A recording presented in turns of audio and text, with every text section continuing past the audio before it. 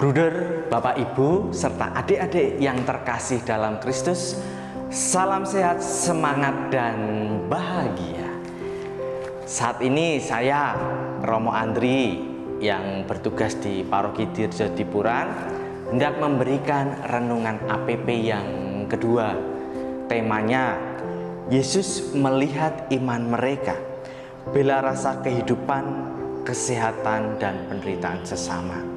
Dari judulnya saja sudah kita ketahui, kita harus berbela rasa terhadap penderitaan sesama, khususnya mereka yang sakit. Romo mau bertanya kepada adik-adik, siapa di antara adik-adik yang pernah sakit? Ayo, angkat tangan. Lalu mengatakan, saya pernah sakit gigi Romo, atau sakit yang lainnya. Mungkin adik-adik pernah mengalami sakit kepala, sakit gigi, sariawan, atau kakinya sakit, dan lain sebagainya. Pada bacaan yang kita dengarkan tadi, Injil khususnya, adik-adik sudah mendengar semuanya, bahwa hari ini Yesus menyembuhkan orang lumpuh. Di dalam Injil dijelaskan secara sangat baik dan indah. Ketika itu ada orang lumpuh digotong oleh orang-orang. Banyak orang menggotong orang lumpuh itu untuk menemui Yesus.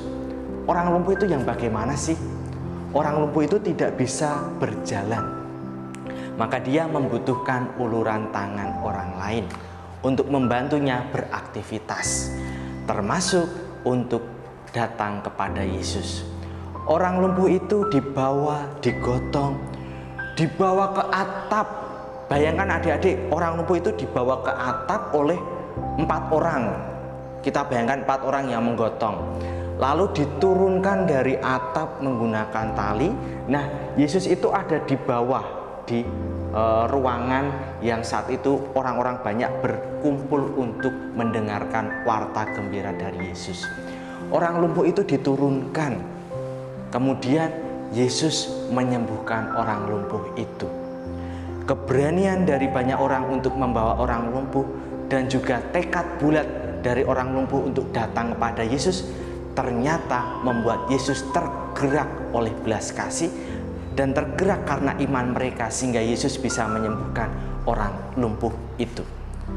Berbicara tentang sakit, Romo juga pernah mengalami sakit. Kalau pada bulan Februari, itu biasanya bulan cinta kasih, biasanya diberi coklat. Tetapi Romo malah diberi obat. Mengapa? Karena Romo sakit COVID-19. Adik-adik tentu sudah tidak asing dengan virus COVID. Mungkin adik-adik pernah mengalami, orang tuanya, keluarga pernah mengalami itu semua. Dan pada bulan Februari, Romo terkena virus tersebut. Mungkin karena Romo terlalu banyak berjumpa dengan umat, sehingga mungkin terkena dari perjumpaan itu. Yang amat disayangkan adalah ketika Romo sakit, gereja harus ditutup, sama dengan sekolah harus ditutup ketika ada yang sakit, sehingga pembelajarannya harus melalui online atau Zoom atau lain sebagainya. Ketika Romo sakit, Romo dibawa ke rumah sakit Brayat Minulio, tempatnya para suster. Di situ Romo dirawat, dan juga Romo berada di bangsal yang luas. Luasnya seperti kelas adik-adik. Bayangkan, dalam satu ruangan hanya ada 1 pasien. Pasiennya bukan lain adalah Romo sendiri. Mengapa demikian? Karena bulan Februari yang terpapar baru Romo untuk yang virus varian terbaru, sehingga Romo ditempatkan di bangsal sendirian saja, dan juga hanya diberi pelayanan makan, obat. Dijenguk juga tidak boleh, apalagi harus keluar ruangan juga tidak boleh.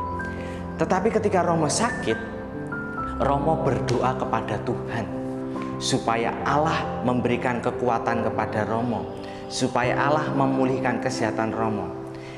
Ketika rahmat Tuhan berkarya dalam diri Romo, itu mendorong Romo untuk tertib minum obat, tertib melaksanakan pemulihan, tertib menjalani masa isolasi mandiri, sehingga Romo pun akhirnya bisa fit, pulih, sehat, dan bisa beraktivitas melayani umat.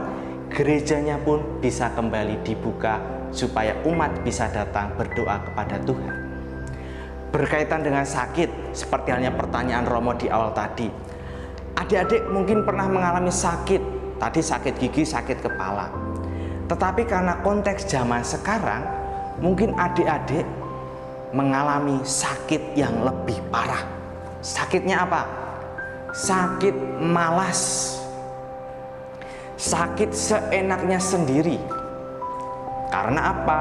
Karena lebih banyak main HP, main game, Mobile Legends, Free Fire, atau lain sebagainya. Romo tidak begitu tahu game itu. Mungkin adik-adik lebih jago, lebih tahu.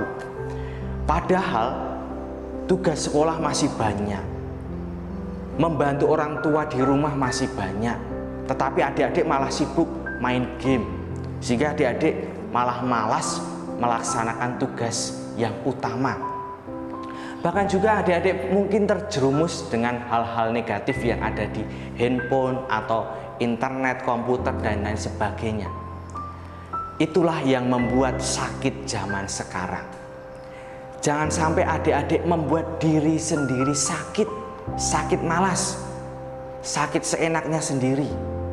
Adik-adik sekolah di SD Pangudi Luhur, ada 10 keutamaan yang bisa menjadi pengikat adik-adik untuk menjadi anak yang baik, memiliki masa depan yang cerah.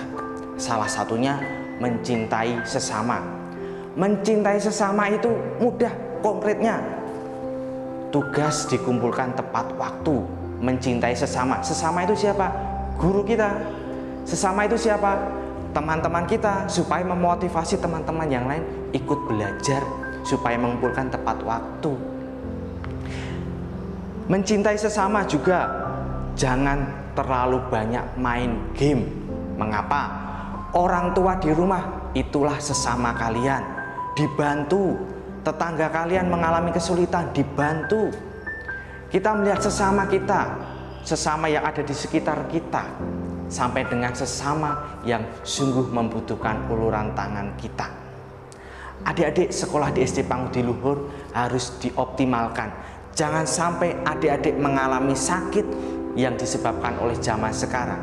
Jangan sampai adik-adik seperti sekolah di sekolah yang lainnya. Adik-adik harus memiliki keunggulan, harus memiliki perbedaan.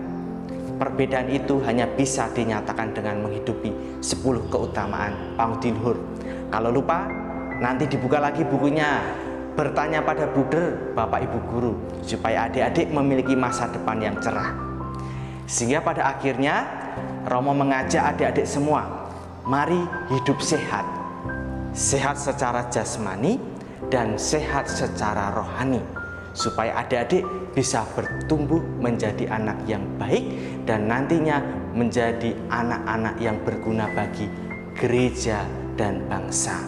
Tuhan memberkati, berkah dalam.